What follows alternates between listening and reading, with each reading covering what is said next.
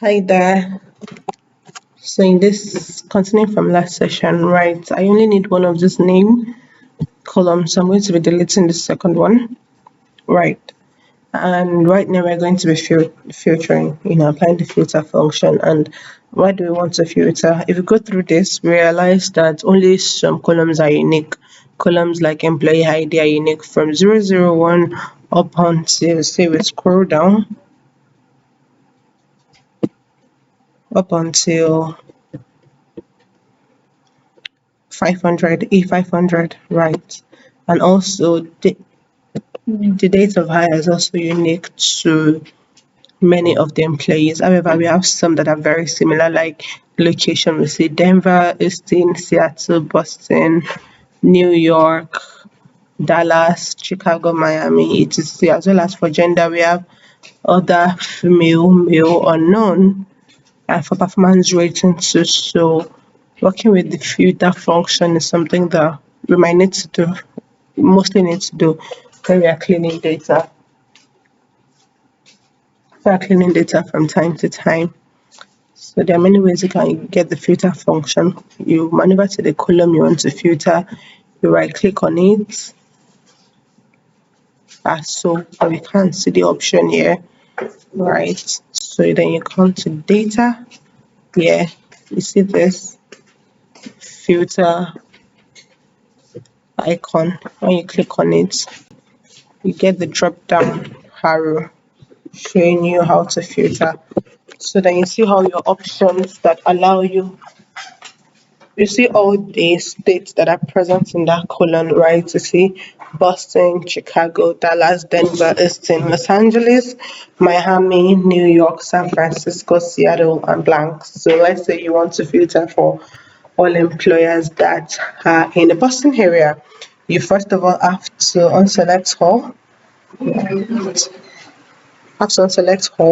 then you click on Boston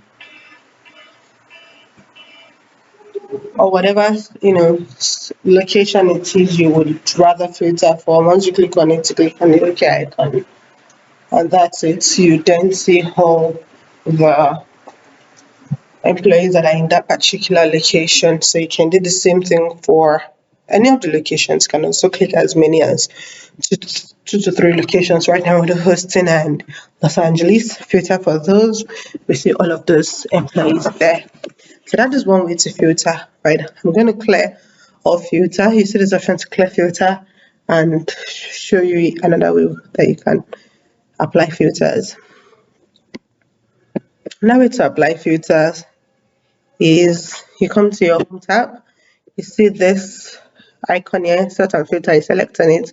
Once you select it, you see the filter option again, right?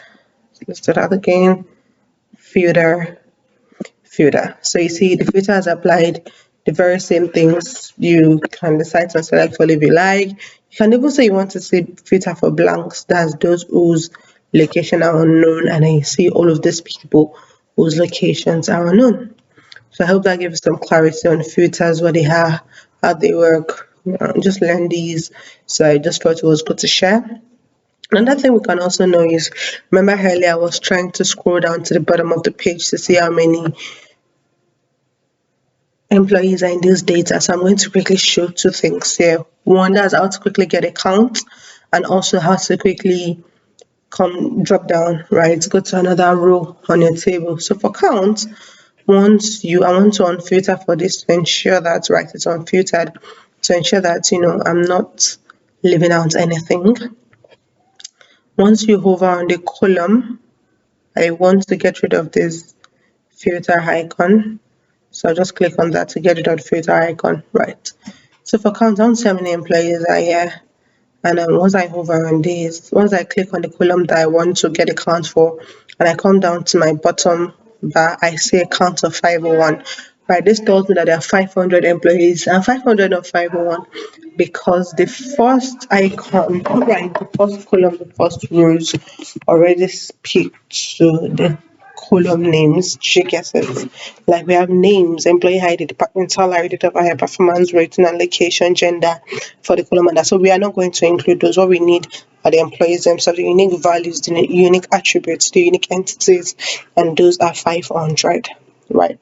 So we see the same thing for these, for salary, for date of hire, performance rating, location.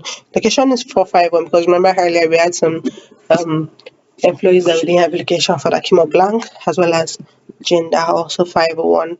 So those are two things that we've seen. Now remember when I also said I wanted to show you how to quickly maneuver and go from one route to the other. So there are many ways we can actually do this. There are different commands you can do this. So I'll just show you the command very quickly, the different commands very quickly. So let's say that you are on the first row, right, in your column, and then you want to come to the next one. Of course, you can just use your drop down arrow. But say you want to come to the very last row in that column, you use control your drop down arrow. Control your drop down arrow. You can try it right now as you're speaking. So let's say I want to come to female all the way here in H501. What I would then press is control, right? So this stops there because there is a blank value here, right? This blank value here, it made this recognized as a end of that column, right? So then I'm going to try to click it again, and then I eventually get to where I was going to H501, right? I could be anywhere really. I could be here until I want to get to D501. I click on my D down arrow again. It stops there because there's an empty value there. But once I do that again, I get to the next one. It signifies it as a start. If I click control down arrow again, it's going to stop at D487 because D488 is a blank row. Look at that.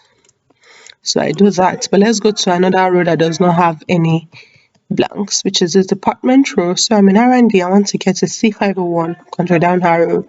I'm in C501 support. So that's it for this session. Thank you very much for joining me. I hope you've been learning one or two things. Let me know what you like to see, the things you think I can know to make my learning better, easier, faster. Thank you. Bye bye.